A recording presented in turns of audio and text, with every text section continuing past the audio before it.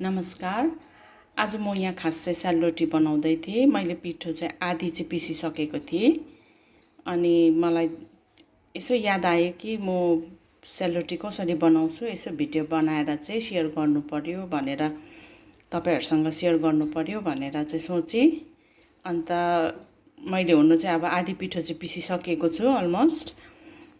मैले चाहिँ यो 1 केजी चामल चाहिँ हिजो बेलुका धुएर पानीमा मजाले भिजाएर चाहिँ राखेको थिएँ। अब मेरो बाँचेको छ यति नै चामल चाहिँ। यो चाहिँ म मिक्सीमा पिस्छु। कम्ती कम्ती पानी हाल्दै यो यसरी पिस्नु पर्छ। हेर्नुस् यतिको खस्रो छ। यसरी खस्रो पिस्नु भयो भने चाहिँ रोटी राम्रो हुन्छ। म तपाईहरुलाई यो सबै पिठो पिसिसकेपछि देखाउँछु म पिठोलाई कसरी मोलेर पास राख्छु भनेर। तपाईहरु मलाई भिडियोमा साथ दिँदै गर्नुस् होला। यहाँ 1 केजी मैले चामल लिएको थिएँ। यसमा चाहिँ म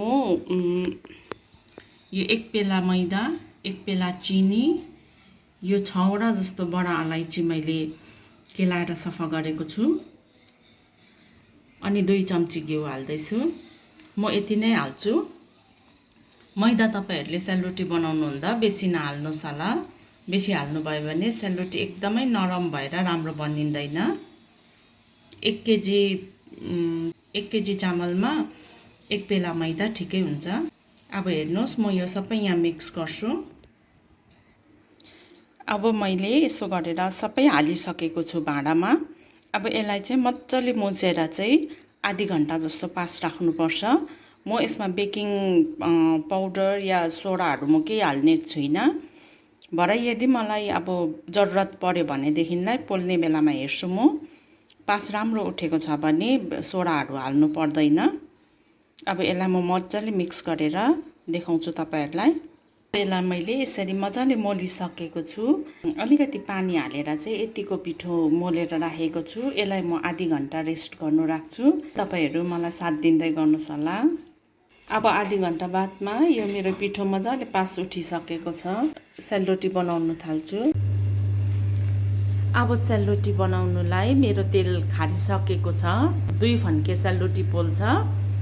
त्यो म कसरी बनाउँछु म तपाईहरुलाई देखाउँछु।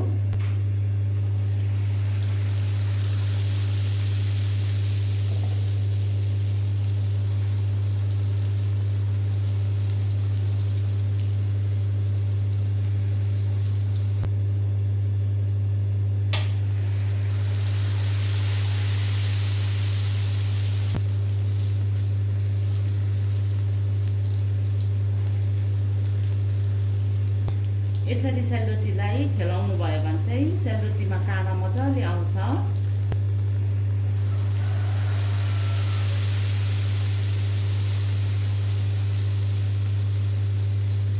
मैले यसमा सोडाहरू हाल्नु परेन। खस्ता राम्रो गरेर मैले पास राखेकोले गर्दा यो फुल्दियो आफै। सेलरोटी बनाउँदा फर्स्टमा हात सेट नहुन्जेल त्यति राम्रो डल्लो हुँदैन।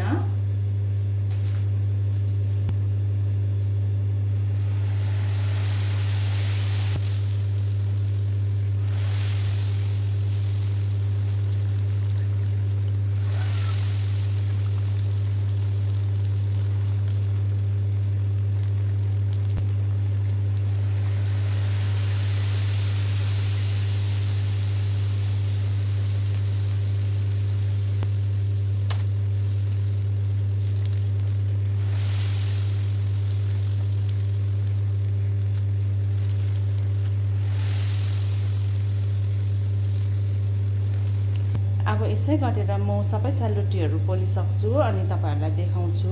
मैले सबै सेलरोटी पोलिसकेँ। हेर्नुस् त मेरो यहाँ 1 केजी पिठोले 60 देखि 70 सम्मको सेलरोटी भएको छ।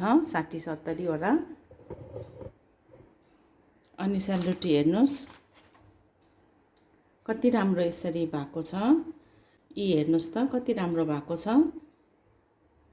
तपाईहरुले पिठो मोल्नु हुँदाखेरि चाहिँ मैदा अलिक कम्ती हाल्नु भयो भने चाहिँ यस्तै हुन्छ क्रिस्पी।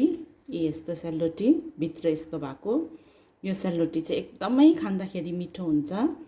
तपाईहरुलाई पनि यदि यो भिडियो मन परेछ भने तपाईहरु पनि घरमा यसरी नै एकपल्ट बनाएर ट्राई गर्नुहोस् अनि आफ्नो फ्रेन्ड्स फ्यामिलीहरुसँग पनि शेयर गरिदिनुहोस् अनि मेरो भिडियो तपाईहरुले लाइक शेयर कमेन्ट अनि सब्स्क्राइब पनि गरिदिनुहोस् होला थ्यांक यू